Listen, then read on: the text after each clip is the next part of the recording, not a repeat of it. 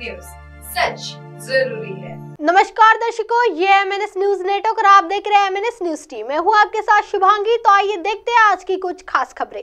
Bazargaon blast में मारे गए प्रति व्यक्तियों को 50 लाख मुआवजा देने की मांग विधायक अनिल देशमुख ने की है। अनिल देशमुख राष्ट्रवादी कांग्रेस पार्टी काटोल क्षेत्र के विधायक। नागपुर में जो सोलर फैक्ट्री में इंडस्ट्री है, जहां पर डिफेंस के लिए जो इन्फ्लुएंस तैयार किए जाते हैं, वहां पर दुर्घटना हुई थी। दुर्घटना में 9 व्यक्तियों की जान गई थी। जिस हिसाब से उनको मुआवजा देना चाहिए था, वो उनको नहीं दिया गया। राज्य शासन ने सिर्फ 5 लाख रुपए मुआवजा दिया गया। और जिस कंपनी में दुर्घटना हुई थी, सोलर कंपनी, इतनी बड़ी कंपनी होते हुए भी वहां के दुर्घटनाग्रस्त प्रति व्यक्तियों को 20 लाख रुपए मुआवजा देने की घोषणा की गई थी।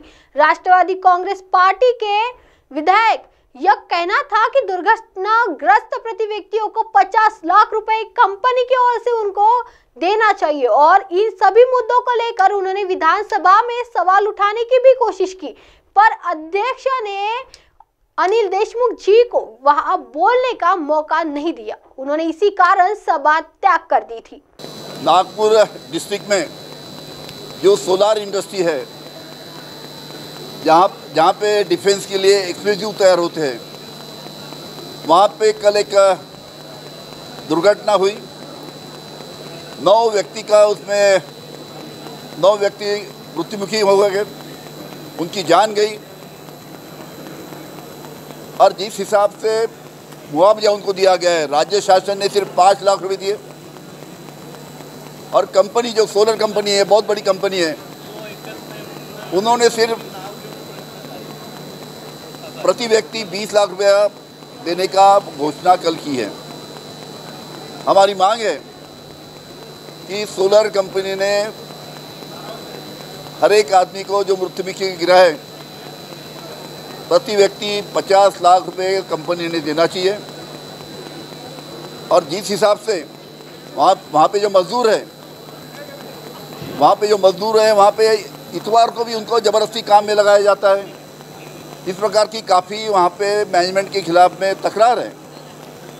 उसके बारे में भी राज्य शासन ने ध्यान देना चाहिए। और ये सवाल जब मैंने विधानसभा में उठाने की कोशिश की, तो हमको वहाँ पे बोलने नहीं दिया गया।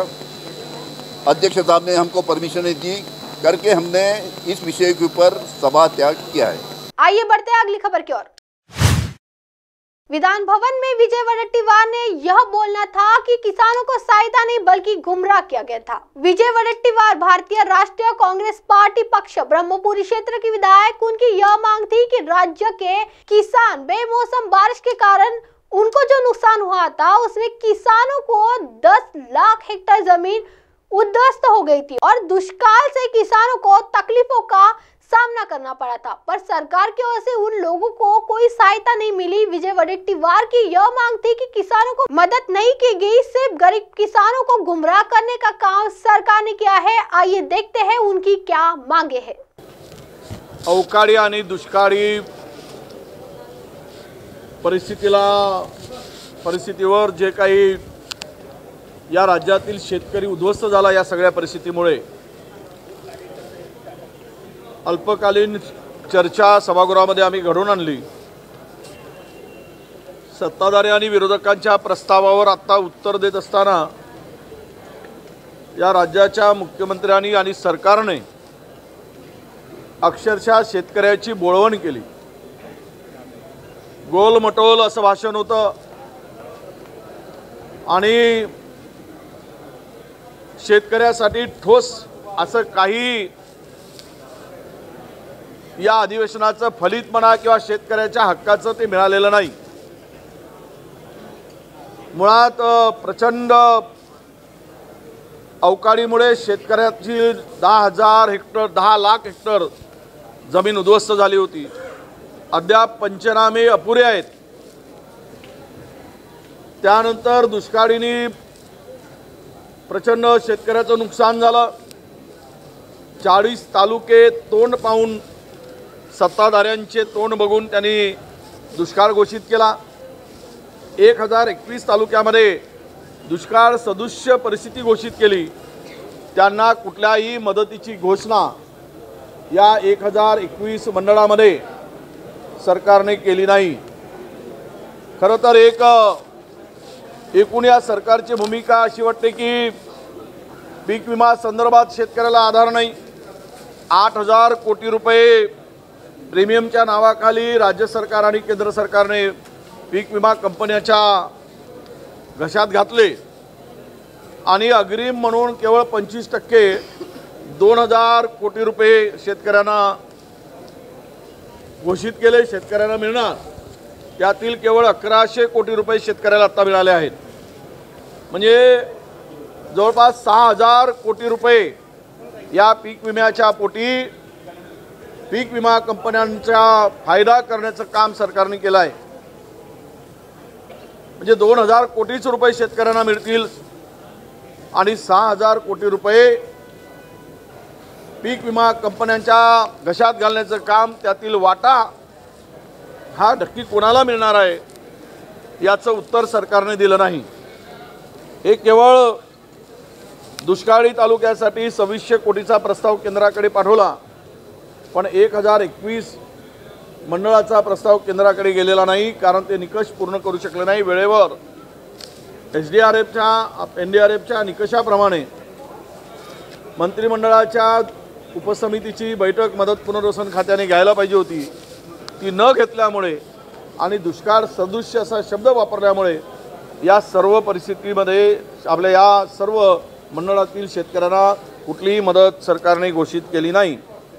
यावेळेस धानाला जी मदत घोषित केली 2 हेक्टरपर्यंत 20,000 रुपये, खरं तर महाविकास आघाडीचं सरकार होतं।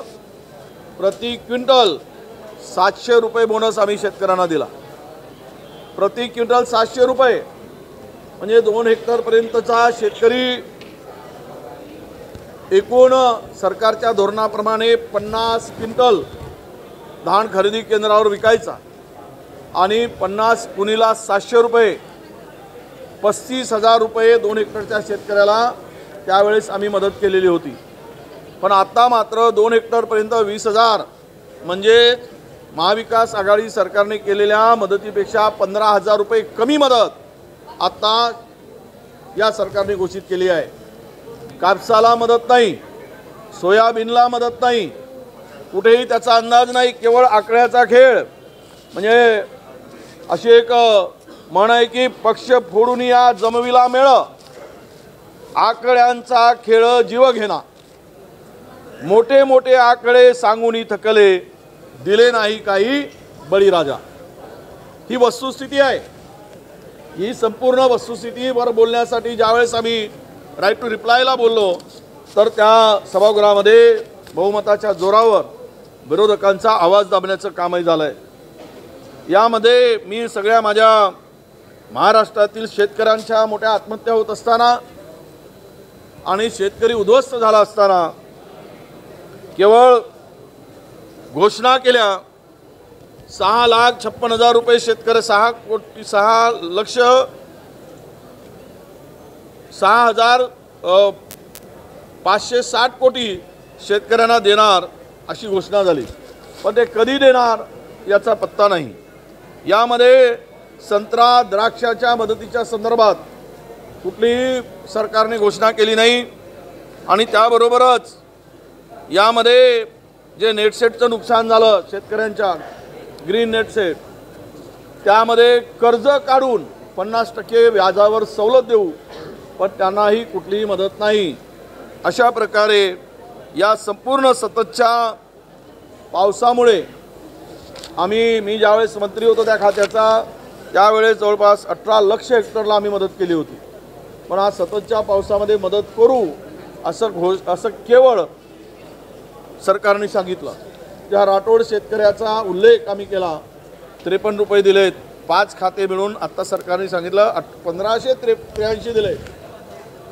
हे 1583 म्हणजे अर्धा क्विंटल सोयाबीनचे सुद्धा पैसे नाहीत, 5 खाते मिळून। सोयाबीन जर 4,000-5,000 रुपये असेल तर हे 1583 5 खाते मिळून दिलेत। म्हणजे यांना शेतकऱ्यांनी मागितल्याप्रमाणे हे पैसे इतके मोठे आहेत की यांना 2-4 पोलीस या पैसे ठेवल्यानंतर संरक्षणासाठी उभे करावे लागतील, जी शेतकऱ्यांनी मागणी केली। अशा प्रकारचं एक छातीरोखपणे आणि रेटून बोलायचं, खोटं बोलायचं काम सरकारने केलेलं आहे. या सगळ्यामध्ये आम्ही सरकारचा निषेध केला आहे. खरं तर एकूणच हे भाषण सरकारचं शेतकऱ्याला बळीराजाचं जे लक्ष होतं विधानसभेकडे त्याचा पूर्णतः भ्रमनिराश करणारा ठरलेला आहे. आणि 40,000 कोटी केवळ सांगितलेत, ते मागच्या 2-4 वर्षाचे सर्व विभागाचे आकडे मिळून हा आकड्याचा खेळखंडोबा केला किंवा आकड्याचा फिरवाफिरवी करून शेतकऱ्यांना न्याय न देता सरकारने या अधिवेशनातून पळ काढण्याचा प्रयत्न केला आहे, हेच म्हणावं लागेल. आणि ही स्थिती शेतकरी या सरकारला याचा धडा शिकवल्याशिवाय राहणार नाही, हाही आम्हाला आता विश्वास वाटतोय. आइए बढ़ते हैं अगली खबर की ओर। विधायक प्रवीण दरेकर ने कुर्ला महानंदा नगर एसआरए प्रकल्प में हुए भ्रष्टाचार के संदर्भ में विधान परिषद में सवाल रखे। विधायक प्रवीण दरेकर कुर्ला महानंदा नगर एसआरए प्रकल्प के भ्रष्टाचारों के संदर्भ में उन्होंने विधान भवन में सवाल उठाए थे। कुर्ला महानंदा नगर एसआरए प्रकल्पातील भ्रष्टाचारासंदर्भात त्या ठिकाणी आज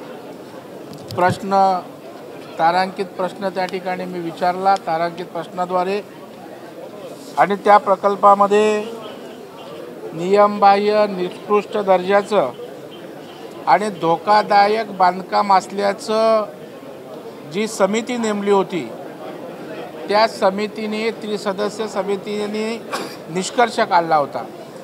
तथापि एसआरए प्रशासन त्या विकासकाला निष्कासित करण्याचा एकदा निर्णय घेतं, पुन्हा त्याला त्या ठिकाणी आदेश बदलतं आणि पाठीशी घालण्याचा प्रयत्न त्या ठिकाणी होतोय. या संदर्भामध्ये या अशा प्रकारच्या अधिकाऱ्यांची चौकशी करणं, विकासावर गुन्हा दाखल करणं आणि ज्या महानगरपालिकेच्या अधिकाऱ्यांनी अटी शर्तीचं उल्लंघन करून नियमबाह्यरित्या भोगवटा प्रमाणपत्र दिलं त्यांच्यावर कारवाई करावी अशा प्रकारची मागणी त्या ठिकाणी केली. आणि राज्याच्या गृहनिर्माण मंत्र्यांनी चौकशीचे आदेश देतो मी बोललो चौकशी झाले, त्रिसदस्य समिती झाले, त्याच्यामध्ये फाइंडिंग त्या ठिकाणी आलेले आहेत, मग अजून कसली चौकशी करणार. तर यावर त्या ठिकाणी कारवाई करून कारवाईचे आदेश त्या ठिकाणी त्यांनी दिलेले आहेत. आणि अशा रीतीनं त्या ठिकाणच्या प्रकल्पग्रस्तांना त्या ठिकाणच्या रहिवाशांना एक मोठा दिलासा या निमित्तानं मिळणार आहे. त्याचबरोबर या प्रश्नाच्या अनुषंगाने एक महत्त्वाचा प्रश्न राज्याचे उपमुख्यमंत्री सभागृहामध्ये त्या ठिकाणी उपस्थित होते. आज मुंबईतल्या एसआरएचे अनेक प्रश्न आहेत. आज आडवी झोपडपट्टी नष्ट करायला जात असताना उभी झोपडपट्टी उभी राहते, कोंडमारा त्या ठिकाणी होतोय, अनेक फायरचे प्रसंग त्या ठिकाणी आपण बघितलेत, लोक मृत्युमुखी पडत आहेत. लिफ्टनी वरून खाली उतरायचं असेल तर 2-4 लिफ्ट असल्यानं 1-1 तास खाली यायला वर जायला लागतो.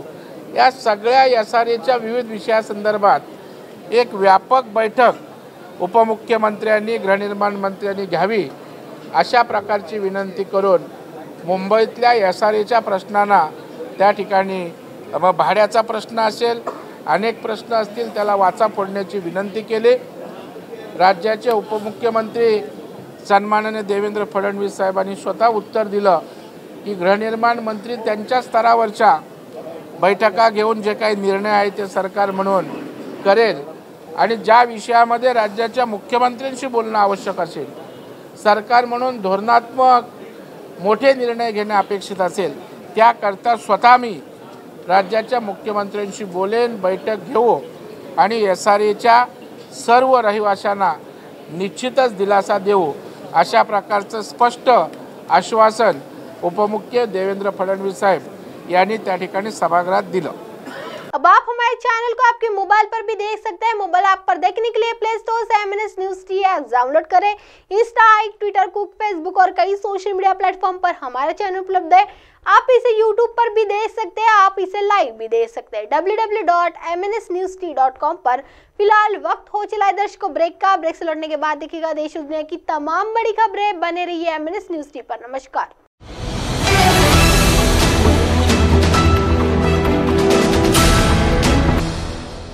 ये है MNS न्यूज़ नेटवर्क और आप देख रहे हैं MNS न्यूज़।